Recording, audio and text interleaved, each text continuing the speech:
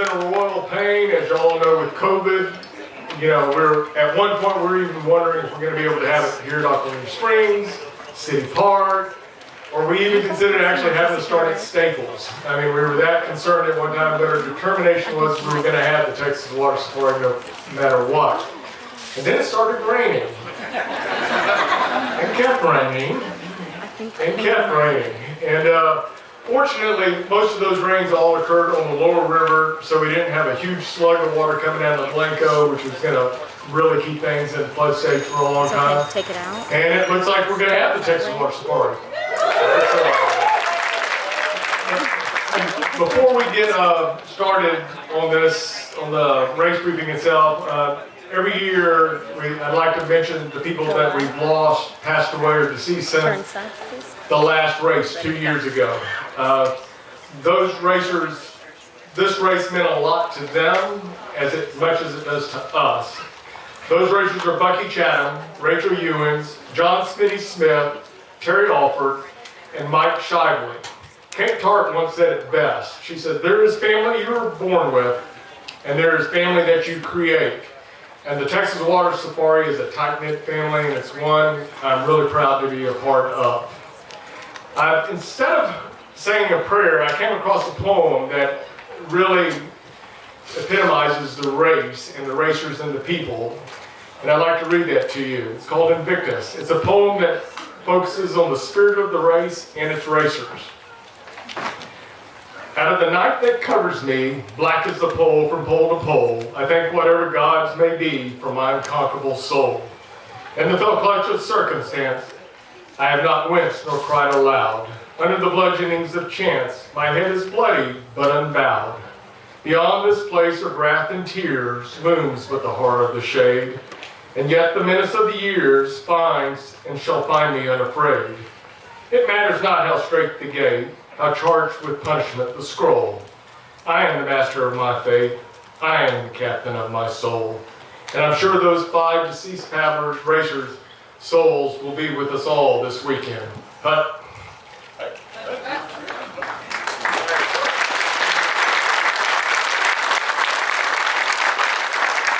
as always, there's some interesting statistics about the race that we've got going on. We've got 143 teams entered. We had 148 started out with, got down to 43, a few drop out, and we'll always have 1 or 2 tomorrow morning that'll look at Spring Lake and say, maybe next year. So, as of right now, it's 143. We've got 15 in the aluminum division, 11 mixed tandem unlimited, 25 novice, 26 solo unlimited men, 3 solo women, 4 standards, 4 tandem unlimited, 24 unlimited, 4 unlimited women, 6 USCA C1s, 1 USCA C1 women's, and 9 in USCA C2. Number of women paddlers, 43. Total of racers, 300, and 5 youth paddlers this year, which is awesome. Something COVID related is this is probably the first year we've had in a long time that we haven't had any international racers from Canada, Central America, or Europe.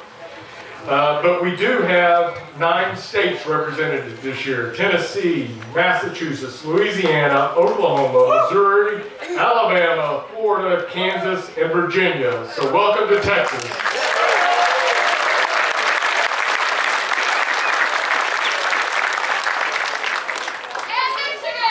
And Michigan. And Utah. I missed a few. And where? California. We won't count y'all.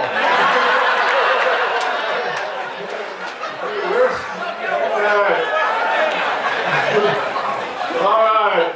Some names. Y'all have always come up with some unique names for the Texas Water Safari. The first one I'd like to read off is In Deep Ship. Ship. I can't like this. I can relate to that. Finish, a good goal. Last bachelor party? Well, hopefully it'll be your last bachelor party. Dirty oars. Single bladies. Yeah. Double and shut up and walk. Tall boys, I don't think they're talking about the height in their boat. Start slow and taper, that's always been my philosophy. Chew and swallow. Brace for impact. Buzzard food, I hope not. Catfish and shrimp, another good thing. This is clever. We've been trying to reach you regarding the extended warranty on your boat.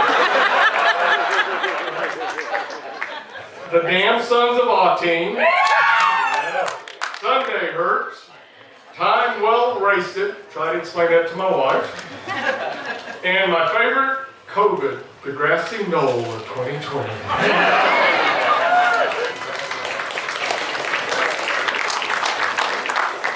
All right, this race wouldn't be possible without some of our sponsors, and Bob's going to talk a brief bit about some of those sponsors, and the GBRA being our main sponsor. You know, every year we do this race. It couldn't be put on without all the volunteers that we have, and our sponsors in particular are very helpful. If you're close to a shirt that you can look on the back, there's actually 21 that we have listed. The ones that we really, we appreciate everybody, but in particular GBRA is our executive sponsor, and they have been for some years. They try to keep the river clean. They were out there trying to open up the mouth recently when we had all the water hyacinth. They are always helpful in giving us goodies each year and providing some financial, so we really appreciate them. And two others that are ones that have been really significant over the years, and that is Smithco Company. Smitty, who is one of those that Alan mentioned, passed away this past year. He's been a great sponsor and was also a competitor for a number of years.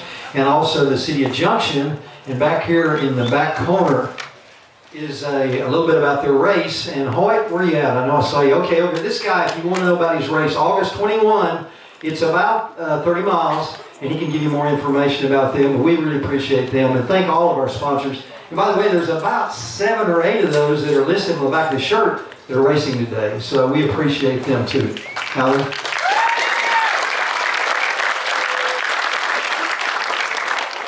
All right, the key to this race is having some great volunteers. I wanted to point out for the TCs and racers who some of the key officials are. If you're on the bank, you can recognize them. A lot of them have been doing this for a long time. Robin Reeves, do you want to raise your hand real quick? Vance Sherrard. Robin Reeves is the race chairman, oversees the whole race. Vance is the head race judge, so if you do a rules violation, you gotta talk to Vance. Communications, Ham, is Harvey Babb usually, but he unfortunately broke an ankle and he's in the hospital getting surgery, but we'll be set up and going for that. Search and rescue. We actually have 2 directors this year. Is Daryl here? I think he may have already left for a wedding he had to get to. And Chris Paddock is around. There's Chris right there.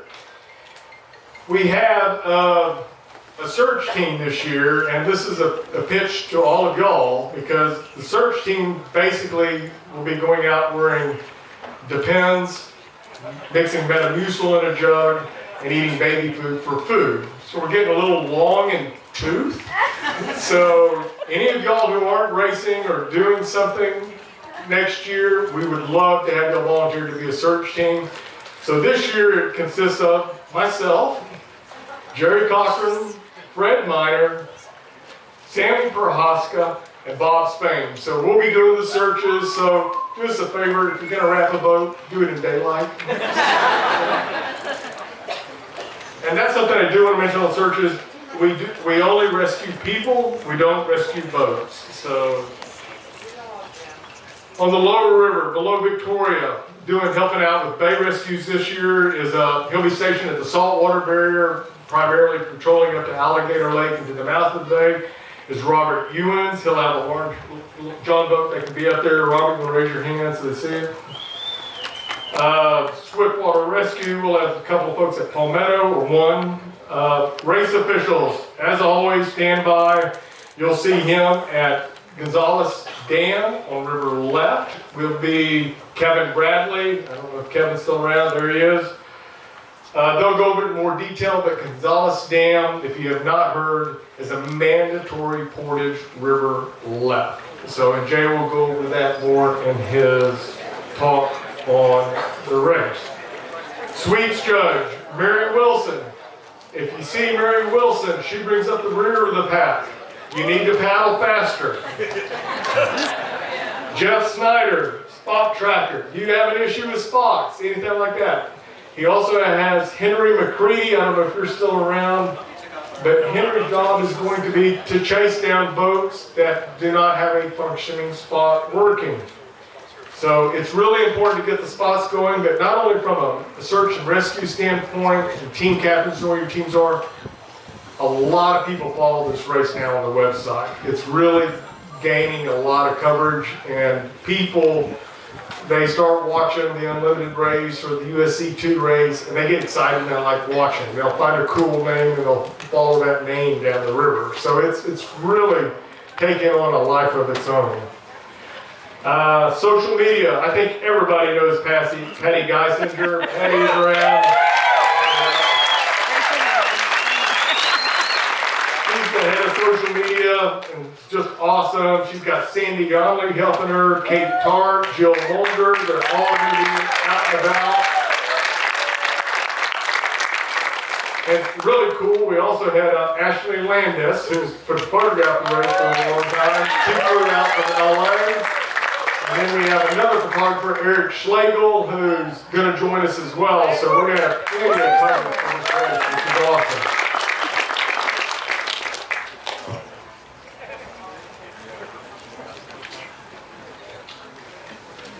All right, Bob's going to talk a little bit about the Brad Ellis Award and the Hall of Fame plaque. Since we started the race in 1963, there's been, our best count is about, to be exact, 7,404 people have started the race, and about 2/3 have finished. There's lots of reasons why they don't finish. Sometimes they don't make the cutoffs, and there's aches and pains, and there's always people that go to the hospital. But in 2012, we lost one of our own, a young man in his 30s, Brad Ellis, lost his life during the race. And the next year, the Water Safari Board, to keep his spirit alive, we created an award that goes to someone that does an extraordinary act of sportsmanship during the race. So we created this plaque, and we don't award it every year because if we don't get a good recommendation, something significant, we're not just going to give it to anything or anyone. So if during the race, as a competitor, volunteer, team captain, whatever, you see something that you think is really extraordinary, if you'd write it up, give us a handwritten note, no more than 150 words, and get it to one of the board members or one of the race officials, then we will, if it's significant, we will award it at the banquet. But if not, we still will be taking nominations up till the end of the race. So if you see something like that, we really feel we'd like to hear about it because I think it's great to know that we just want to keep Brad's spirit alive.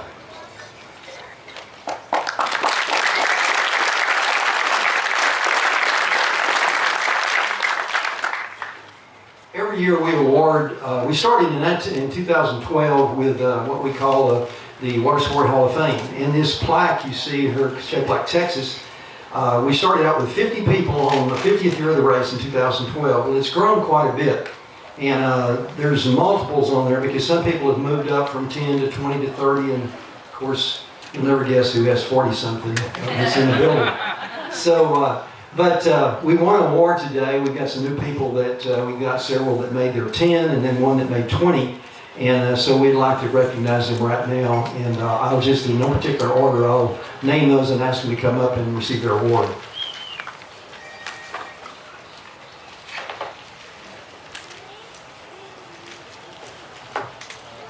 Doug Rude has 10.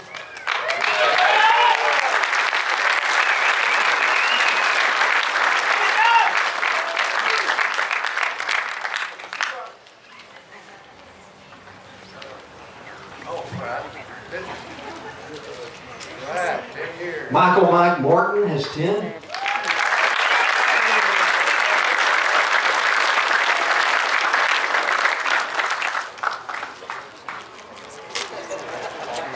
Doug Zeke has 10.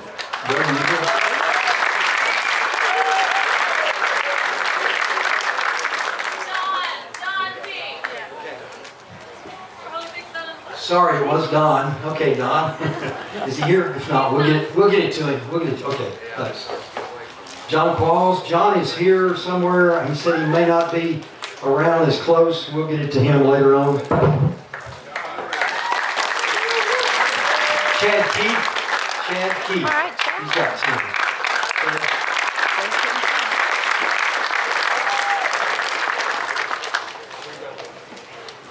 The sound is not great. Let's see if we can move you closer. You want to switch? Mark Hellinger. Mark.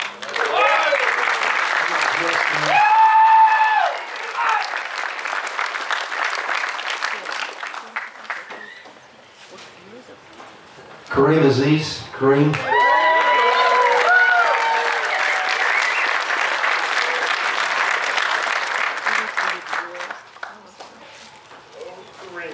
William Mitchell has 10. William?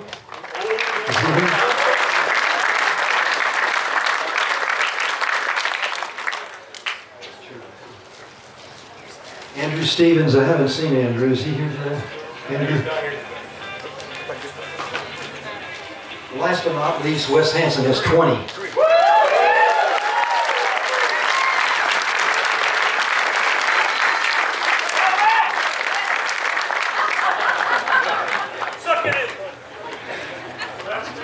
Over the years, we sort of talk about how significant this race is as far as the distance that people paddle, and I sometimes always do a little statistics to kind of give you an idea. According to our records, about 7,404 people have started the race, and 4,849 have finished, almost 5,000. If you multiply just the 260 miles times those 49, it ends up being 1,260,740 miles. Just to give you a kind of idea how far that is, if you could line those up and let each one of the people paddle their 260, they'd go around the equator, if you could, 50 times. Or it'd be equal to going to the moon 5 times. And we live in the northern hemisphere, so I looked up the distance to the South Pole, which is like 8,123 miles according to Google. It'd be like paddling to the South Pole 152 times. So there's no race in the country that can claim the kind of mileage we have in the water safari. And this year, if most of our boats finish, it would be comparable to doing a relay race with each one of those boats going their 260 of going across the U.S. twice and about halfway back. So anyway, that's all I have about that.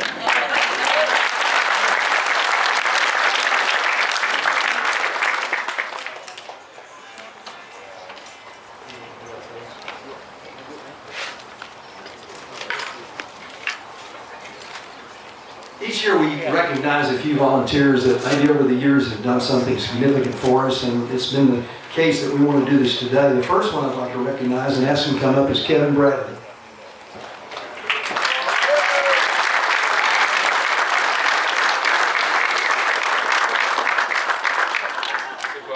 Can I give that to You Kevin? bet.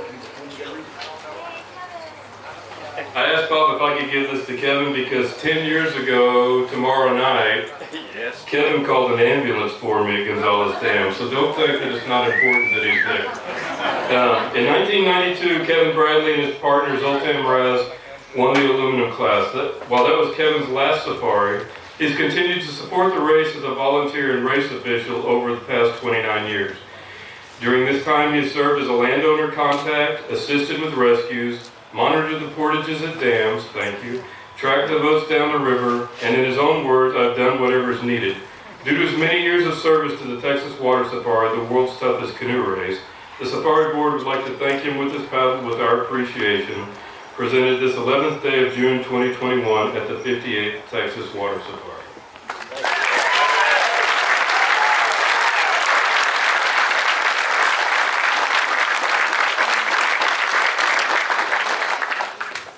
Is Jeff here? Jeff Snyder? Is Jeff still around? I'm sure he is.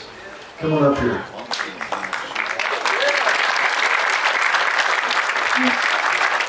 Most of you know that we started using spot trackers, and I just heard about a really neat story about someone who was rescued down, I believe, on the Pecos, and because of these spot trackers. But let me read what we've said here on the paddle that we want to give Jeff.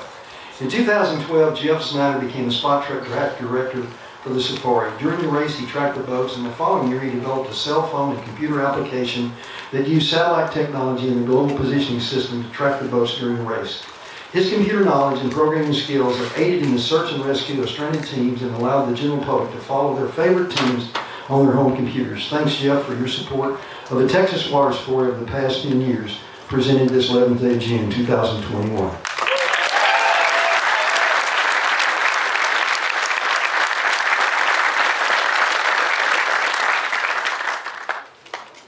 Two more.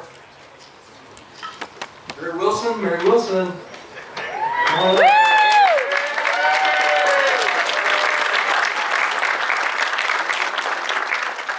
This is the race official nobody wants to see. Well, if you get to see her too often, you better speed it up a little bit. In 1992, Mary Wilson raced the Texas Water Safari in the mixed class and finished in 74 hours and 13 minutes. Next, she volunteered as a race official for several years and then found a permanent home as sweep judge in 2005. Since then, she has graciously volunteered to man that post every year. With a smile on her face, a few words of encouragement, she shows up wearing her hat with a stuffed fox or other animal on top and pushes the back of the packers to the finish line. Thanks, Mary, for all your support of the Texas Water Sport World's Toughest Canoe Race, presented this 11th day of June 2021 by the TWS Board.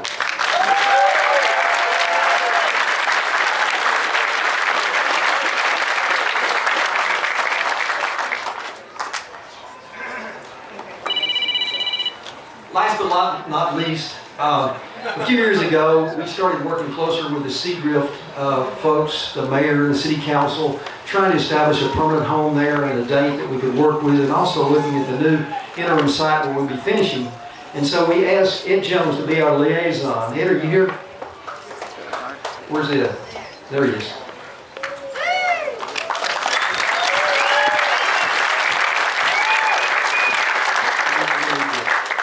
Over the past 2 years, Ed Jones has assisted the Water Safari Board as our liaison in Seadrift. His presence as a homeowner and frequent resident of Seadrift has given the safari a voice in the community.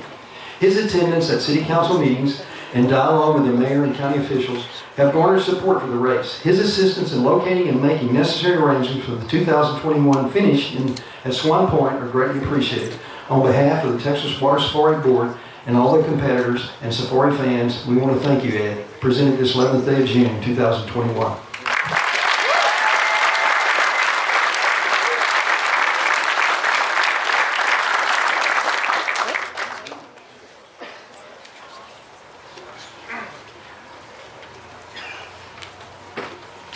All right, before I get into a few housekeeping items, I want to personally thank the Texas Water Safari Board members. Want to thank Kristen and Linda over there who handle the registrations and everything behind the scenes. They are really truly the backbone of the Texas Water Safari. We couldn't do it without their help. All right, this is the stuff nobody likes to hear.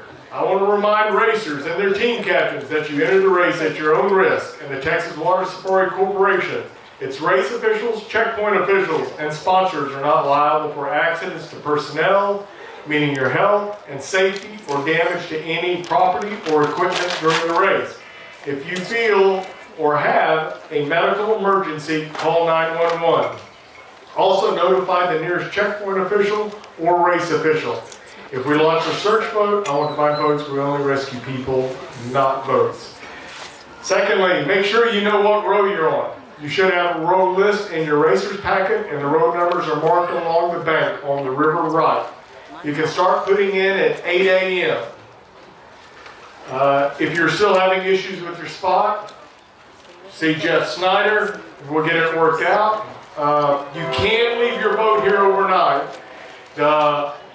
And we'll have a security guard here patrolling the area, but they will not patrol for raccoons. So don't leave food in your boat. Please pick up trash along the race course. You guys are usually great at doing that. If you see a trash can overflowing at a checkpoint, please hold on to your trash and deposit it somewhere in the city. Respect private property. If you don't have permission, please don't enter. Palmetto Bridge, we'll go into a little more detail on that, but I just do want to mention that it is a mandatory portage river right. Jay will go into more details on how that will be handled, and I can help him with that as well. Please stay off the GBRA saltwater barrier. They have cameras on it, and they will call me if they see you on the bridge. It used to be that the saltwater barrier is a place for everyone to clean out their trash before they go to Cedra for us to haul off. Please don't do that. Right now, with the GBRA, we're working to leave the gates unlocked. They gave us a combination lock, which we're going to put on it. And if you need access, if you find it locked, contact a race official or checkpoint official, and we'll get on it to get it open. But it should be open. Also, when you go through, there are 2 gates, the one up on top and one down below. Make sure those gates, you open, close, open, close. They do have cattle on the property. The award ceremony is Tuesday. Catfish and shrimp starts at 12 noon. The banquet is at 1 p.m. Please note, the finish line has moved to Bill Sanders County Park on Swan Point. All teams are required to have a spot tracking system. Keeping the spot operational during the race is the responsibility of the team and team captain. This is the 7th year, 8th year we've done spots. If a team does not pull over or ignores an official that requests the spot to be replaced or reset, a time penalty will be assessed. As in previous years, you can follow the race on social media.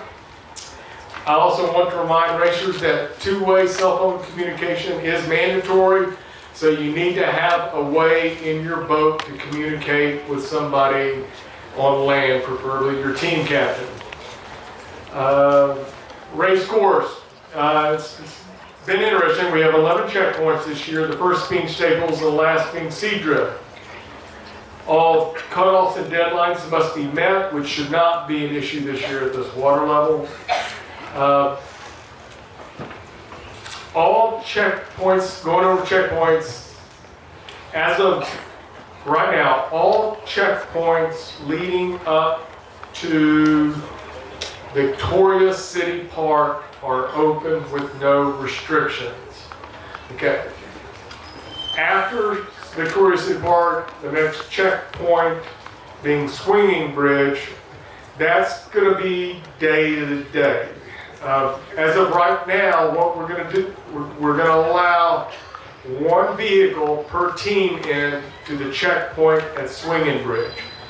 And right now, you can get a vehicle all the way down. We had a tractor go in and blade the road, all that. But you can drive up, if you're familiar with it, you can drive the road in, and when the culvert crosses the road before you get to the river, about halfway down, you'll be able to park vehicles there and park vehicles up on Canal Road. We'll probably have an official there limiting team captains.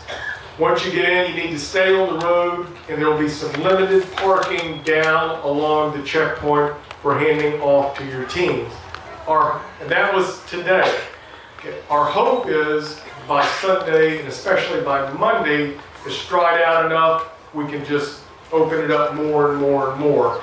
And right now, for team captains' planning purposes, plan on 1 car into the checkpoint station and to hand off to your team, and everybody with shuttle in that 1 car and bring stuff down there. Just because parking is limited, you can come back and forth, but we need to leave 1 vehicle, and that could change by the time you get there. Swinging Bridge is the other issue. As of today, we found out that we think we can treat that as a normal checkpoint. We were going to do the same thing at Saltwater Barrier, I'm sorry. But now you can get in. According to the checkpoint officials of the GBRA, the road, when you come down that steep hill that drives down, is badly rutted. If you have a low clearance vehicle, you may have some issues. So if you've got a small little Volkswagen, your team captain, you may want to take it slow and easy or take out insurance. There are some ruts or roads going off the road, avoiding the ruts down to it. I would follow those. Once you get to the saltwater barrier, we had it shredded. Unfortunately, we were not able to set up tent flies down there for people to get out of the shade, because as you know, at saltwater barrier, there is no shade. So You're gonna have to, team captains and, you know, people following the race, you're gonna have to bring their own shade with them if they want a tent fly or something like that. And the mosquitoes, as y'all know, they're brutal. We may not have record water, but we have record year for mosquitoes down there.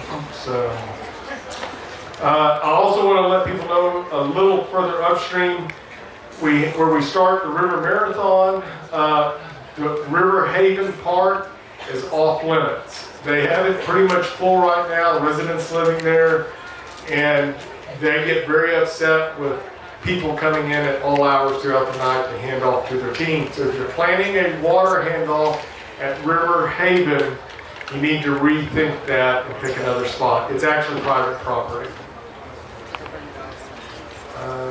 Because water levels are considered above average to high. Jerry will go over some more details about the course, some of the mandatory portages. In fact, Jerry, if y'all want to do that now.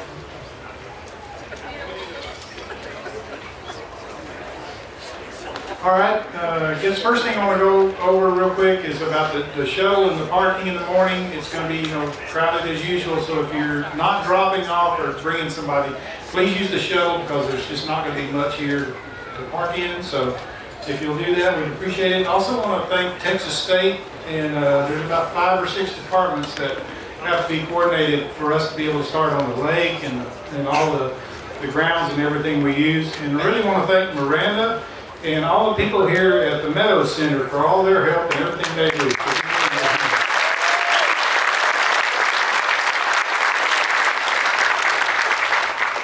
All right, we'll be able to put in at 8 o'clock in the morning. So if you get here early, you want to go look at the dam, at 8 o'clock you can start putting in over here by the wall here, and there'll be another spot a little further down where that block off where you can put in there as well. Go down and look at it. There's some barricade tape starting in about the middle of the dam. And you can portage from there over to the right, anywhere from there over to the spillway.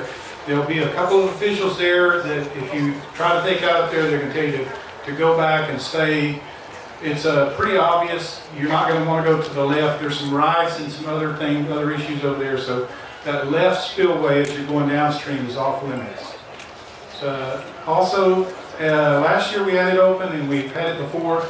There's a little boat dock on the right, and if you decide you don't want to wait and portage over the dam, you can take out on that boat dock and portage around that building, stay on the sidewalk, and there's a put-in down there. There'll be some gates that'll be open, so that is an option if you don't want to get next to the dam and want to do something like that. You're talking about river ride or river lake? River ride, not rowing ride, but river ride. So. And again, stay on the sidewalk. We'll have an official there, but if you decide to go on that dock on the right side, you can take off and go that direction. So that's pretty much everything about the dam. Any questions about the dam and the dam portage? It's pretty rocky. Just be careful when you get out there and have a good rest.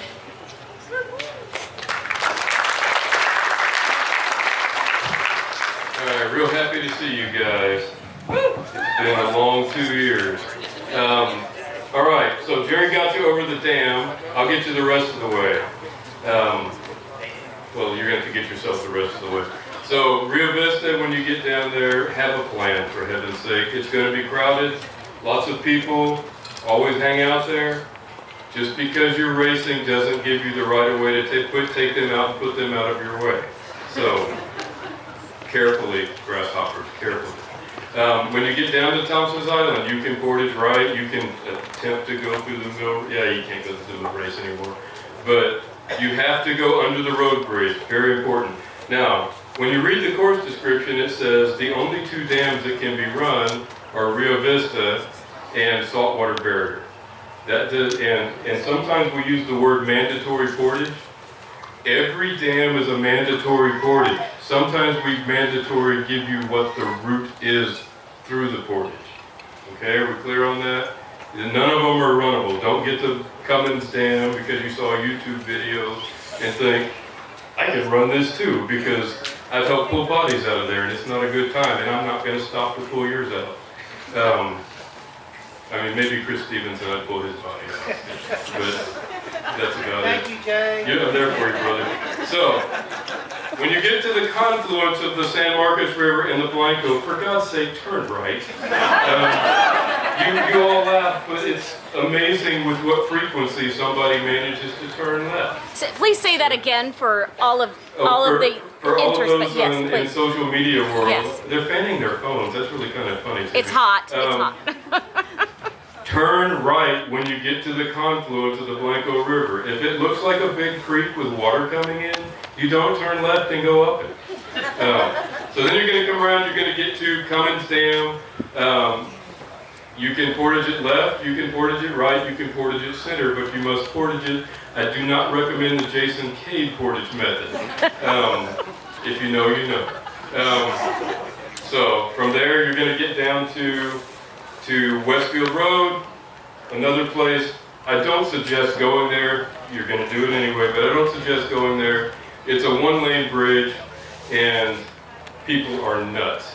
Paul and Tom Goins have offered up their spot down at San Marcos River Retreat. I call it the wrong thing every time because it's like on his third name since I've known it. They've offered to let you go down in there. Same thing, just keep it clean, including your language. Gonna go down from there. You get to go through all the rapids. Smile as you go through Cottonseed so you can get your picture taken and look really cool. Or you know, if you want to wreck your boat so that looks really cool, that's okay with me, as long as it's not my boat. We're going to go down through all that. We're going to get to Martindale Dam. The portage is on the right. Now, I've been asked about 38 times today, is there a mandatory portage at Martindale Low Water Bridge? My smart aleck answer has been only if your name is Tommy Yonley. But there is no mandatory portage at Martindale Low Water Bridge. However, if you have not done that, when you go down that drop, you know, it's real easy for your face to end up the same level as that bridge, and we don't want that to happen. So if you're unsure, get out and portage on the right. That minute and a half it's going to take you to carry through there is not going to be the difference in your race. We get down to Staples, you can portage right or left. This is our first official checkpoint. Your team captain must sign you through. Pretty simple process. You know, if you're on the left side and you've gotten your hand off, team captain needs to walk around to the other side and get your stuff. From there, the river gets a little bit nastier, but with the higher water, it's not near as much fun as it was 2 months ago. And by fun, I mean if you're in the boat repair business, it was a lot of fun. It's pretty much wide open. In my estimation, there may be people calling things that you can go under or around jams, but to the best of my knowledge, you don't have to get out of the boat. So then you will get to the next checkpoint in about 20 odd miles. I can't remember off the top of my head. 16 plus 6 is 22 miles. You'll get to the Lulling 90 checkpoint where you will get to have your annual meeting with Chuck and Ellen Truesdale, who've been the checkpoint officials there as long as I've been racing, and that's a long time. And we appreciate it. 28, okay, not quite as long as I've been racing. No smoking there. This is the first real cutoff that can catch some people. 7 o'clock, is that right? 8 o'clock. 8 o'clock is the cutoff time at Lulling 90. When you get down from there, you're going to go past a whole bunch of nothing. And when you get to Zedler Mill, portage is on the right. There's nothing that says you can't slide your boat over that buttress. More power to you. But there's a lot more water than there was a few weeks ago. And that boats wanting to submarine there. So I would suggest, and it is only a suggestion, that you take the time to go around the trail and take the safest route possible. Any questions so far? All right, this is going great. So from there, we're going to paddle on down. You're going to get to what some people call Son of Ateen, some people call it the rock slide, and I've heard it called some other things that are not appropriate in mixed company. You can kind of sort of run it right now, but it's actually been one of the places that's eaten the quite a few boats in the last few years, so I would approach that with some caution. When you get to Ateen Dam, oh wait, we don't have to do that anymore. You know, if you're a novice, we want you to go ahead and do the old portage at Ateen Dam, just so that we feel like you've gotten your money's worth out of this whole deal. But I guess I'd have to figure out where it was. Okay, now this is where it gets real serious. After you pass where Ateen Dam once was, you're going to go under the park road at Ateen, and you're going to come around that big left-hand turn, and you're going to be real excited because you're almost to the low water bridge. This, in my estimation, is the most dangerous place on the entire race course right now. The water is just under the level of the center of the bridge. Kristen and I looked at it yesterday, and her voice was, there's going to be some carnage here. So to try to eliminate that, there is a gravel bar that is about 30 yards upstream, give or take. It is a mandatory thing that you get out at that gravel bar and walk your boat up right of center to that thing. Now, if you think there's enough room under that right side to slide your boat under, go for it. You know, or if you want to lift it over the top of the bridge, go for it. But you have to get out at that gravel bar. Any question or anybody not clear about that? Question? Do you still have to stay right at the bridge? What? I didn't understand the question. The gravel bar is on River Right. There will be officials standing there saying, There are going to be 2 race officials on the gravel bar, and there'll be 1 race official at the sharp bend right before you get to the gravel bar to tell you to get ready to get out. Those 2 officials, if you hit that gravel bar and you start going river left to get to that tree, they're going to try to grab your boat. So you need to be prepared, and I don't care if you pull out in front of the gravel bar. If you're a good enough team, you can come around it and eddy out, jump out of your boat, and go up the right bank. That'll work. Or we're even going to fudge it a little bit. If you practice it enough, you know what you're doing, you can go middle right. Not dead middle, but it's shallow enough where boats can get out, and the water's still going to be swift, but you can bounce your boat up on the bridge, go over it, and go. So you can portage right John. up middle. Can I actually get out right there, we walk it up, and then we put the boat on the bridge? Correct. You either can put the boat on the bridge or you can slide it under that right-hand side if you want to, but do not go left of center. That current right there, when you try to get over to that left-hand slot, is going to take and sweep the stern around these boats. And All right, so how do we, is there going to be a marker on the gravel bar? there's going to be 2 race officials. Yeah, but, There'll be flashers. be some markers. Yep. Okay, all right. Not the officials are not flashing. Keeping it clean, folks. Okay. Thank you for that mental image.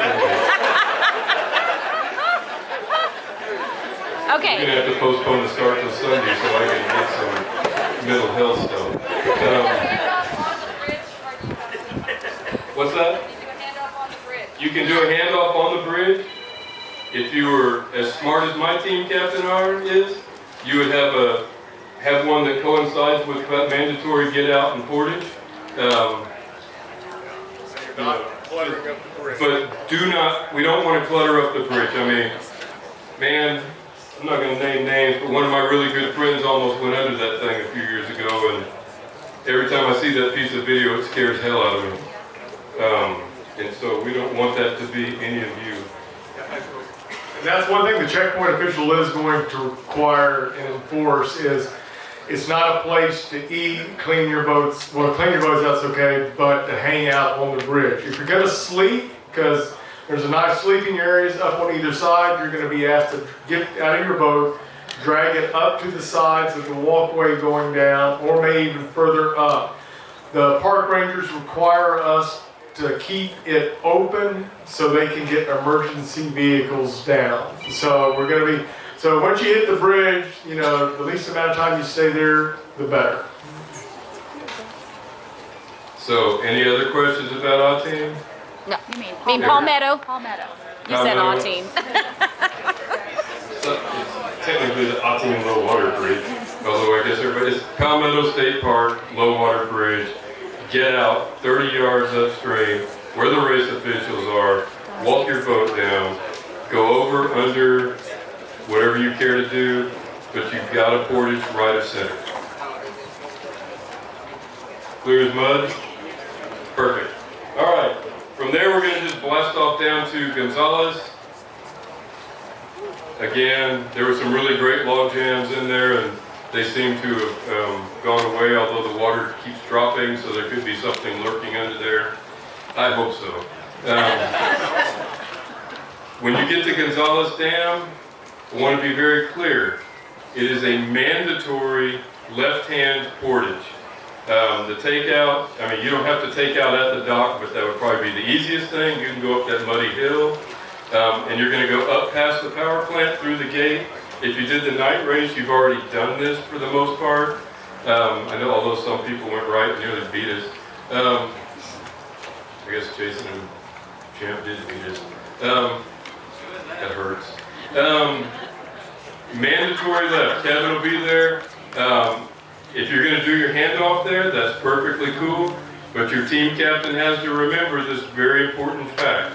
The checkpoint is at the gravel bar at the 183 bridge. You still, if you're the team captain, have to go down and check them through that. Any questions on Gonzales? Will the put in be marked, like where you have to put in? Yeah, Kevin's marked it. Yeah, the put in at Gonzales is marked. It's sort of, it's wherever you want. It's, Oh. They're not even really So bad. there's no hydraulics mandatory. below it. That's what we're avoiding by going river left. Okay. So whatever you want. So, just put in, enjoy the rocks. Okay, so we got you signed through. Boheim, you know, a mere 37 miles or 36 and a half, or depends on what your GPS said that day, maybe it's 38.2. Pretty clean through there. Checkpoint is on the right-hand side. For those of you who've never been to Boheim, welcome to the armpit of Texas. For those of you who have been to Boheim, welcome back to the armpit of Texas. That said, it has dried up remarkably well in the last week.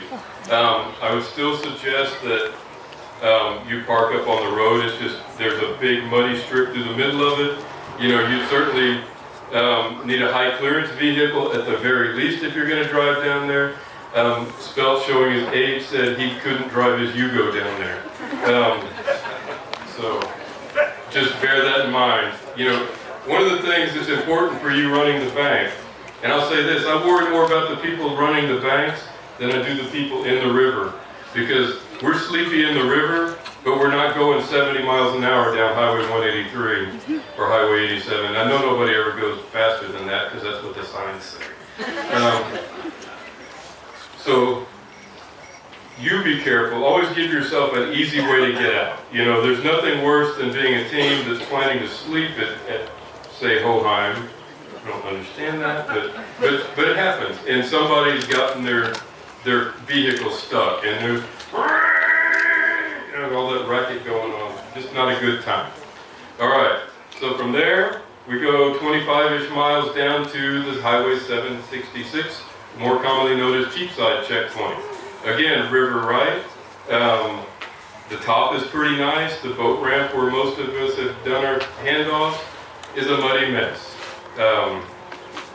I'm not going through all the cutoff times. You have them written down, and I really don't think they should be coming into play this year. If they are, like if you get to Staples at 2:45 tomorrow afternoon, you should probably just pack it up right then and go home. I mean, nothing personal, but I don't see you getting any faster as it goes. That's probably not the best thing to say, but it's, you know, I call it like I see it. So, past Cheapside, you will come through the cut, for lack of a better term, around the old Cuero Dam.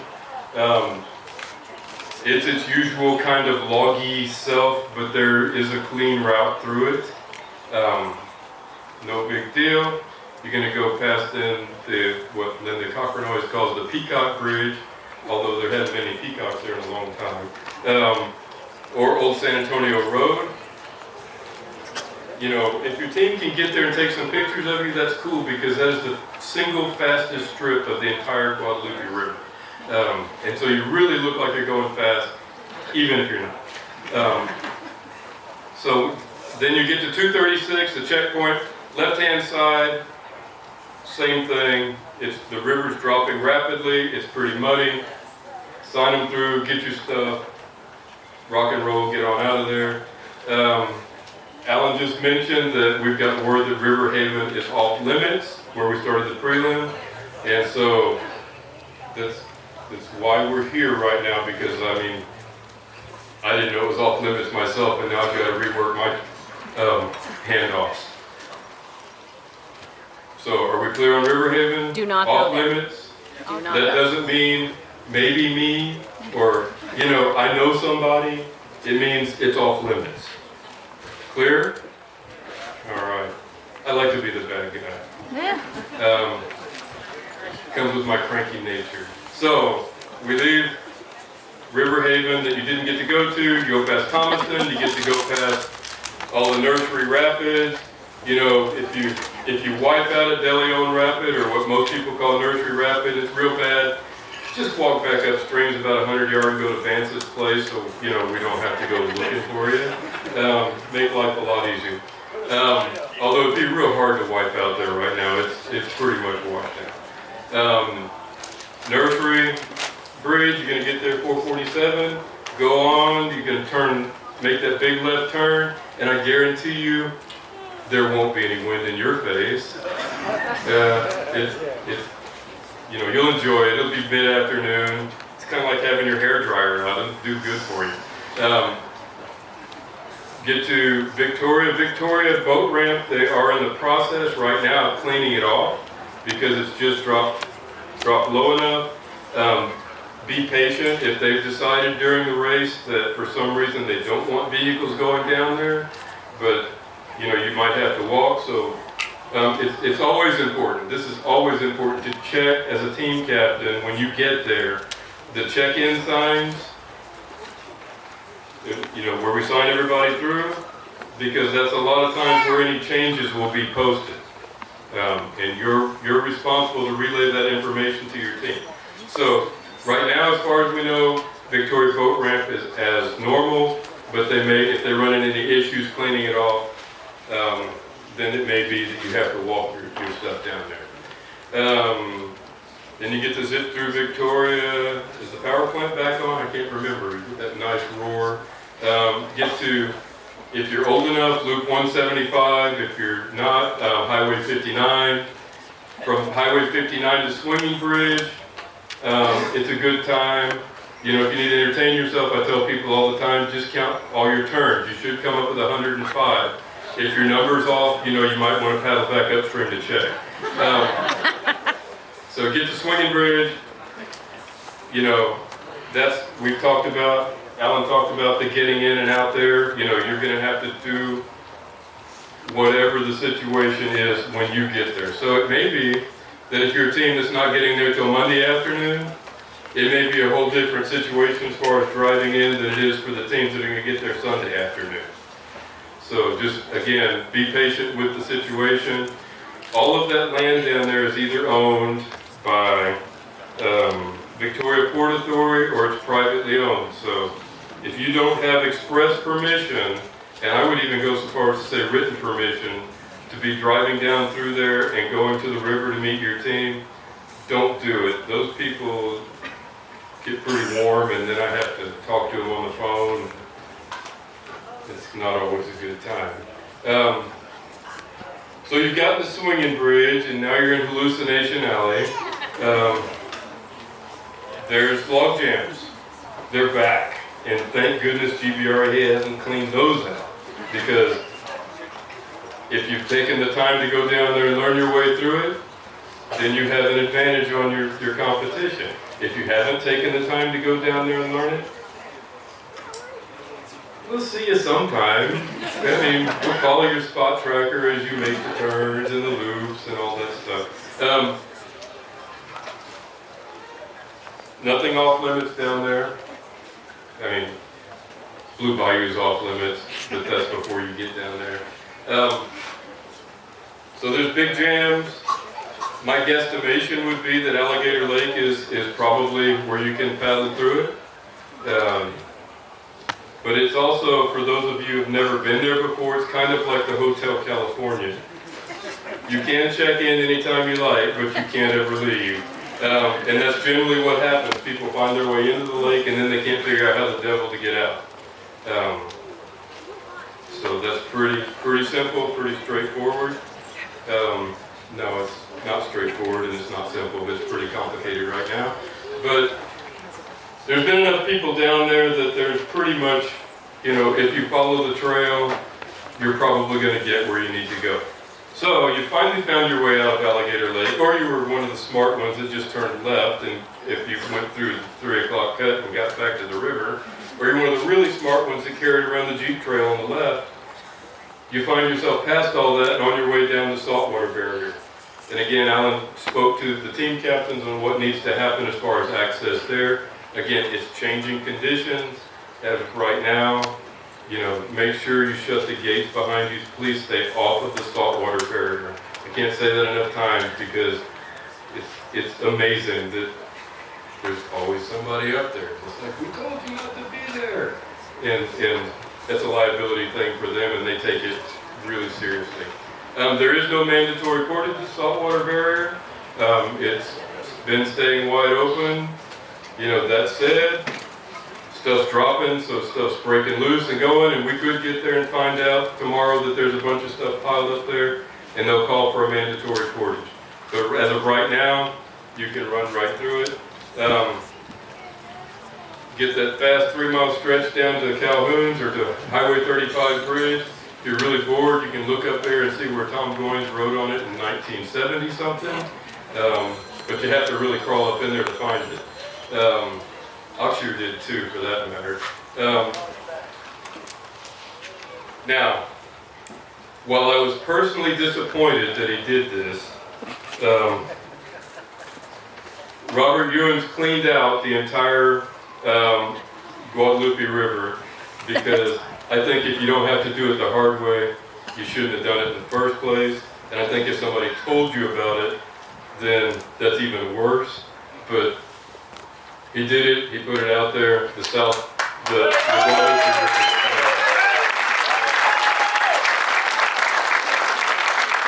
And everybody that clapped is one of the girls.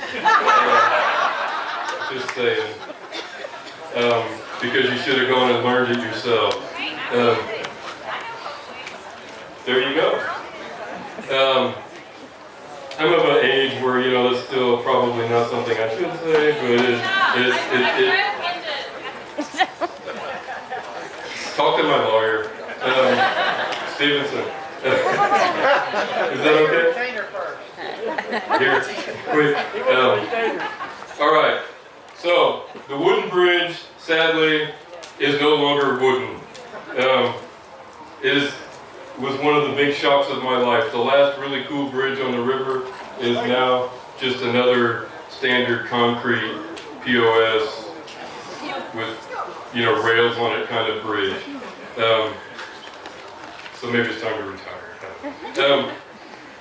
But you get down there, Mr. Colville is happy for you to use the boat ramp there, the pavilion that's there if you need to sit there. However, he asked that we not park inside of that fenced off area. It's pretty soft and pretty easy to rut up. And at that point, maybe you put your spray cover on there, maybe you didn't. You've got about 2 miles till you get to the bay. And then I think that Robert made, again, he had to go tell everybody everything, made a pretty cool chart that has all kinds of stuff. By all means, put all of those waypoints in your GPS and spend some time out there looking at it because it'd be really entertaining. But I think Gaston Jones described this best in that whole thread where they were going. Now, this is the tricky part. Because of how all the setup is, The Blinky Light is, if you're actually coming straight in, is about a football field away from the actual finish line in terms of linear distance. If you come in straight to the light, you're going to need to go right for about 100 yards to get through the finish line. Is that clear as mud? What color light? What color? What color? Yellow. Oh, it's a big yellow flashing light. And it's big. And it's yellow. And it's And it's flashing. flashing. And we'll get there at one point. You're going to walk up right through the finish line sign. And we'll be there to Hopefully take a Patty's picture. awake, can take your picture. Or Sandy's awake, or Kate's awake, or Ashley's awake, or somebody's awake to take your picture. And then it's golden. It's just like the old days. There's 200-foot hoses there. So start stacking your boats and washing them out. If you may happen to meet somebody from Calhoun County, you tell them thank you, because they have done an amazing job of getting that park ready for us. If you'd seen it 15 years ago, or heck, for that matter, if you'd seen it right after Hurricane Harvey, it wouldn't have amounted to much. And it's a nice little park. I think we're going to enjoy it as a finish line. And we'll see you Tuesday at 1.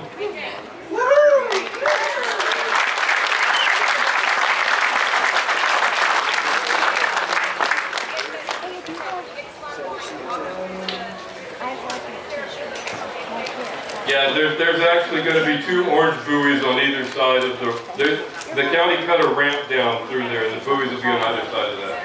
Okay, real quick, I got a couple little items I want to go over, just so you know. We have a Hall of Fame board up here. If you will please sign that if you are in the Hall of Fame. Also, boat numbers. This is critical for checkpoints. If you like Duke Gonzales Dam on the left, and you're not going to stop like Duke Gonzales, 183. When they yell at you boat number, tell them your boat number. They're doing the team captain a favor by going ahead and signing you in so the team captain can just come in and sign it.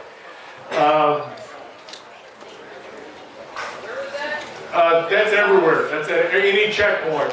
So we may call out and ask for that. Oh, the other thing we've changed this year, there are actually no cleanup rooms this year since we're not based in Seadrift and are going to be at Swan Point. So there are no cleanup rooms where you can go shower and clean up and then head home or go to another facility. If anybody has any questions, So, the number thing is important. Does anybody remember what the rule says? 4 inches high, reflective, and the contrasting color to your boat. So, if somehow you snuck through check-in and your boat's number is not reflective, or your boat number is not tall enough, or it's not contrasting, and those officials tell you you've got to swap it out, you know, you better hope that Ace Hardware or whatever is open, because it doesn't mean you get to go on and figure it out later. Those boat numbers need to be as described. And if for some reason you still have your boat number on there from the prelim, take those off. The only boat numbers on your boat should be the number that you're racing under tomorrow.